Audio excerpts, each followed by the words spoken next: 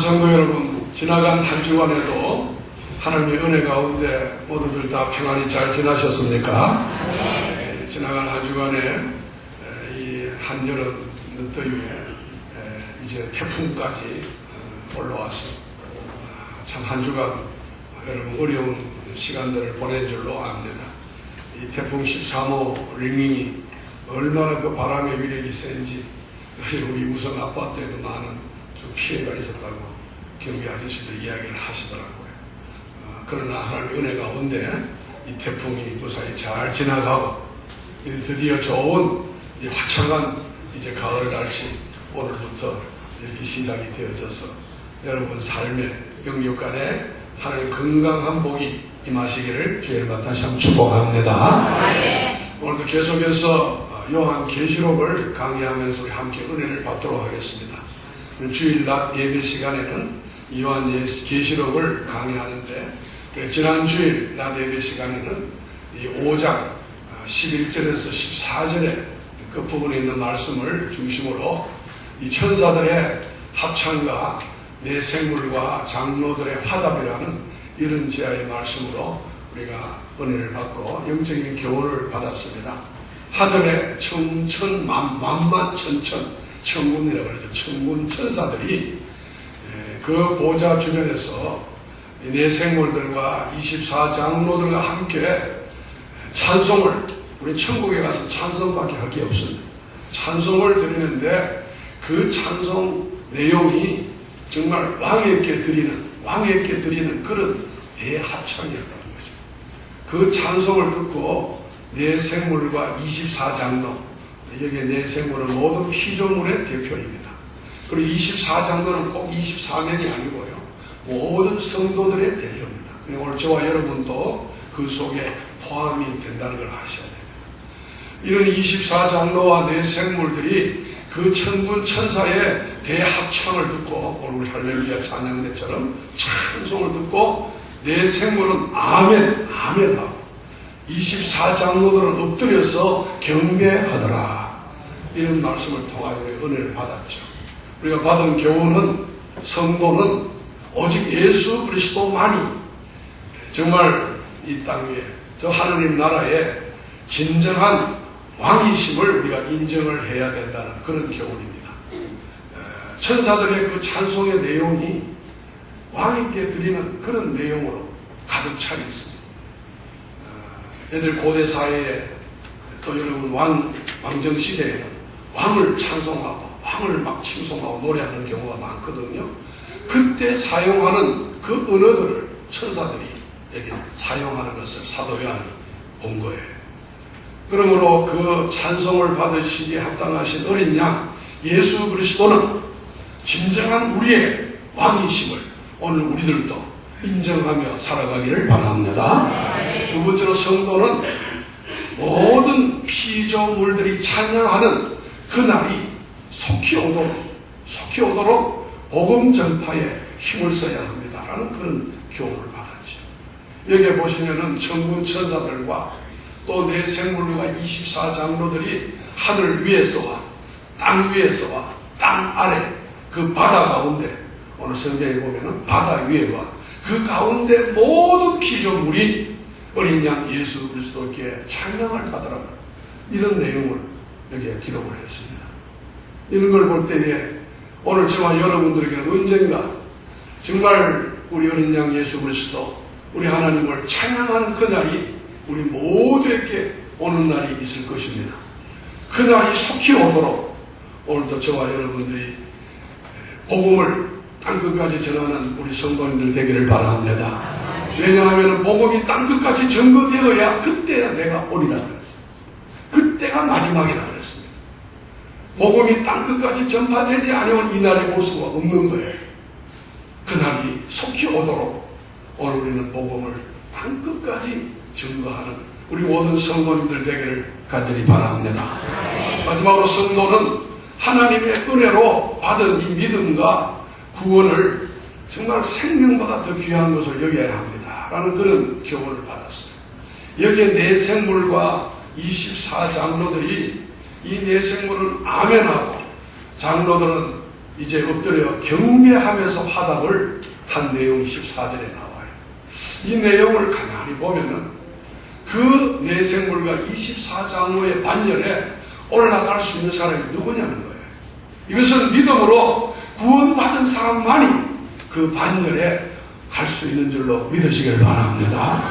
할렐루야. 오늘 여기 계시는 저와 여러분들은 하나님의 은혜로 이런 믿음을 선물로 받았고, 이 믿음 때문에 우리는 구원을 받았기 때문에 오늘 저와 여러분은 그 반열에 올라갈 수 있는 사람이 되어진 것입니다. 우리 세상 살기가 아무리 어렵고 힘들고 여러분 피곤하고 들어갈 시간이 없다 이런 말을 하지만 여러분이 받은 그 믿음을 금보다 은보다 소중히 여기는 여러분 되기를 바랍니다. 여러분이 받은 그 구원을 생명보다 더 귀하게 여기면서 살아가시는 여러분 되기를 바랍니다. 자, 오늘은 이제 그 뒤를 이어서 조금 이제 장면이 바뀌어집니다. 찬송하는 내용은 끝이 나고요. 이 어린 양이 찬송을 받으시고 난 다음에 인봉되어진 그 두루마리 책을 이제 떼시기 시작하는 거예요. 거기에 하나, 둘, 셋, 7인을 떼시는데 7개 봉으로 인봉이 돼요. 떼시는데 여기에 하나님의 무서운 심판이 다 기록이 된 것이 나타나는 거예요.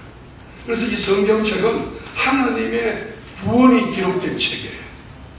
그리고 동시에 하나님의 심판이 기록이 된 책입니다. 그리고 요한계시록은 특별히 하나님의 심판에 대해서 많은 기록을 해놨는데 여기에 보면 7인의 재앙이 나오고 나중에 7나팔의 재앙이 나오고 등등 7인에 대한 7이라는 숫자 완전 숫자를 말합니다.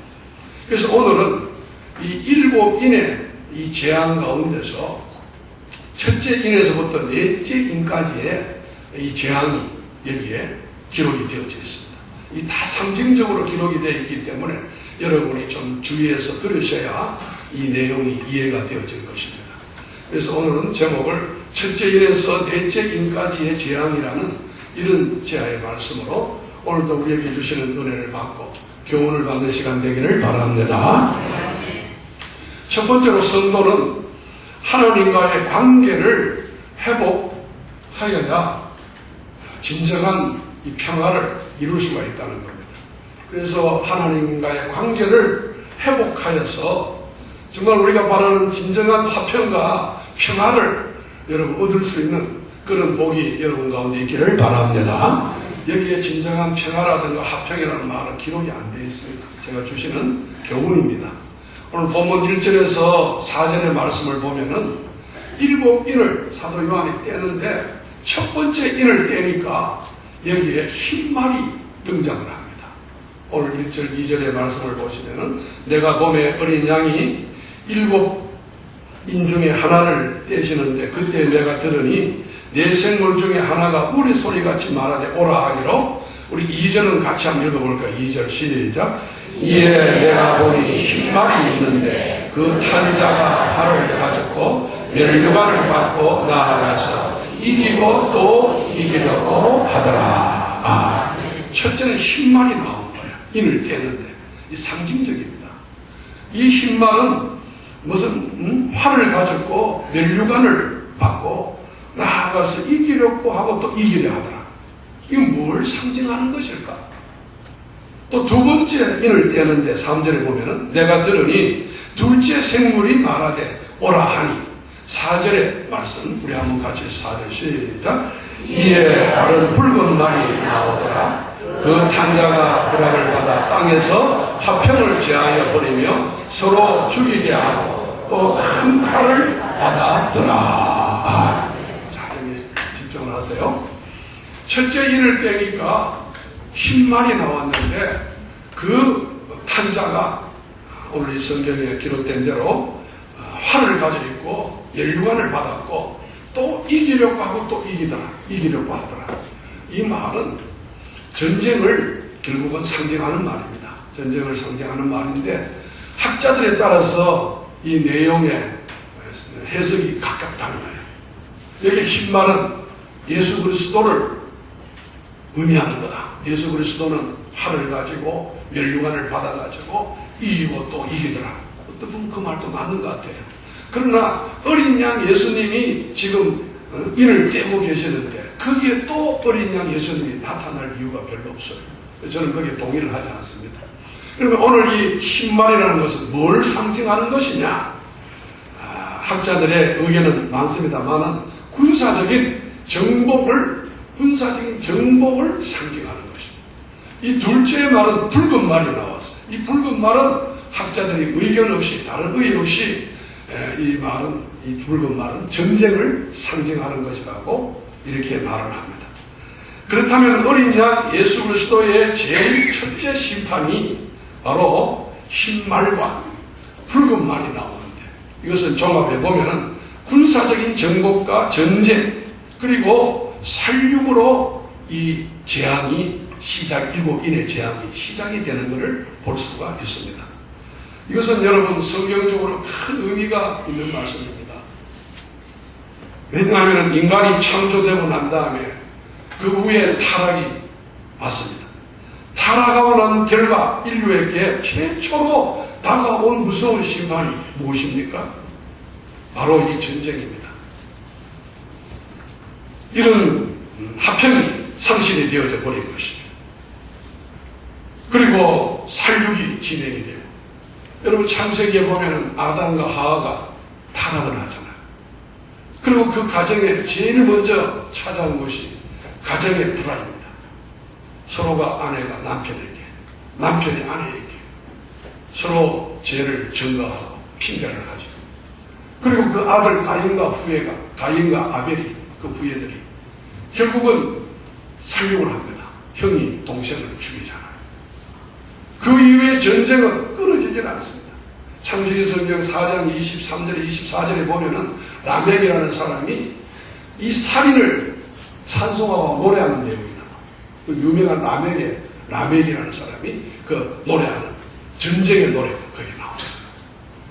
그러니까 창세기에서부터 요한계시록까지 이 흰말, 붉은 말, 이것은 바로 전쟁과 정복으로 인한 살육의 이 내용이 가득 차 있는 것을 우리가 부인할 수가 없습니다.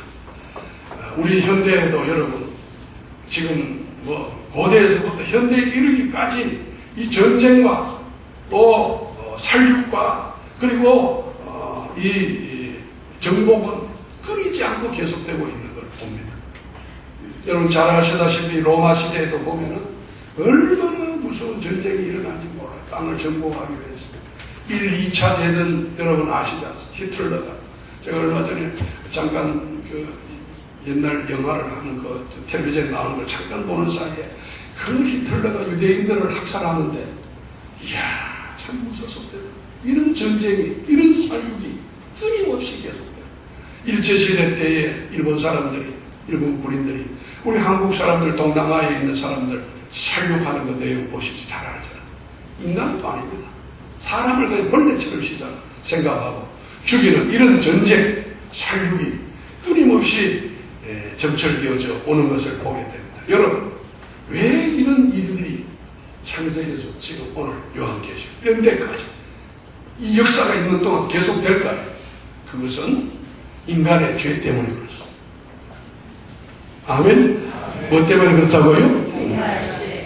하나님과의 관계가 삐뚤어졌기 때문에 결국 이런 전쟁, 살육, 그리고 살인이 계속되고 있는 것입니다.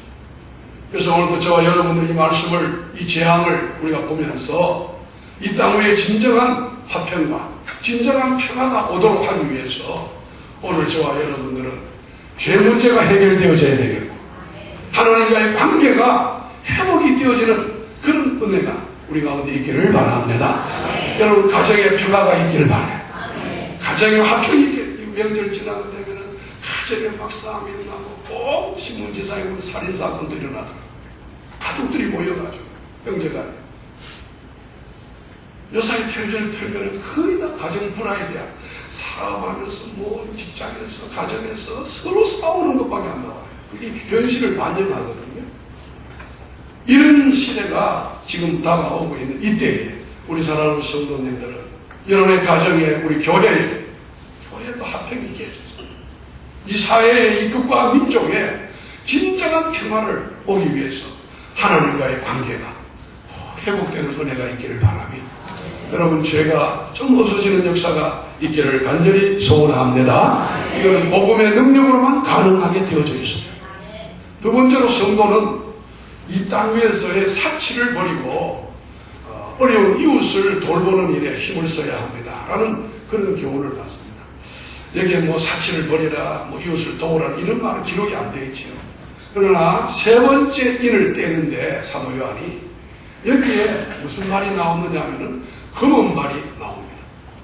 근데 그 탄자의 손에 저울을 가졌다고 했어요. 오늘 3절, 4절에 5절, 6절의 말씀을 보시면은 그 저울을 가졌는데 오늘 6절에 내가 내 생물사로 나는 듯한 음성을 들으니 이르되 한 데나리온의 밀 한 대요 한 데나리온의 보리석 대로다 또 감람류와 포도주는 해치지 말라 하더라.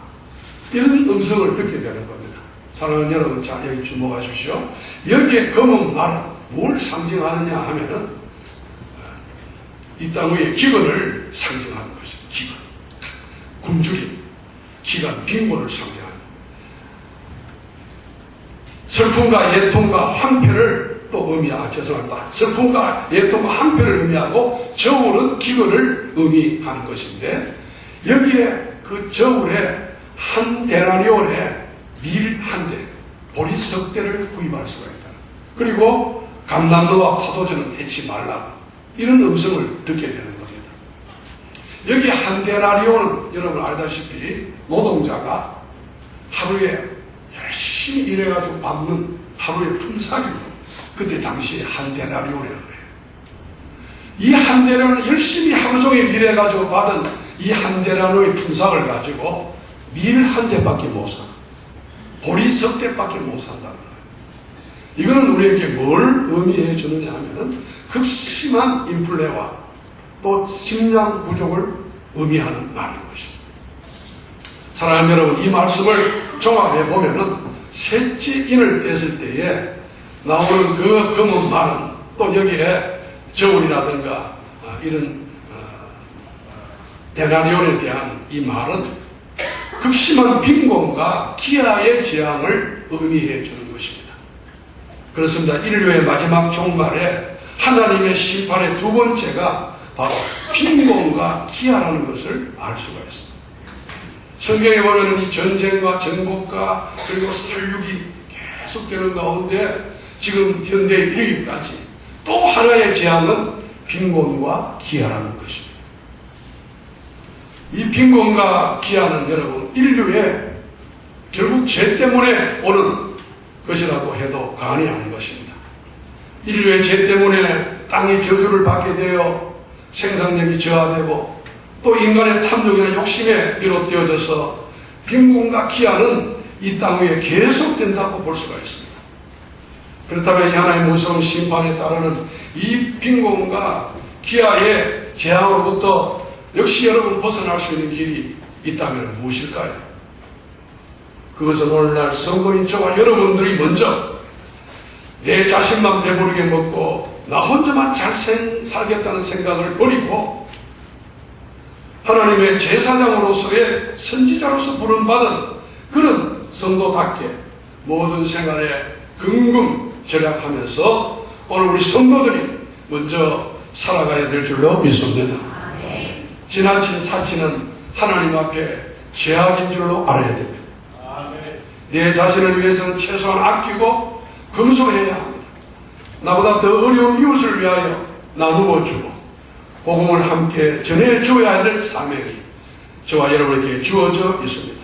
지금 통계에 의하면 인류의 3분의 2가 넘는 사람이 기아와 빈곤의 고통을 받고 있다. 1분에 40명이 굶어 죽어가고 있다. 아프리카를 비롯해서 이 동남아시아 또 오슬런권에 있는 많은 빈곤한 계층이 이 땅 위에 존재하고 있습니다.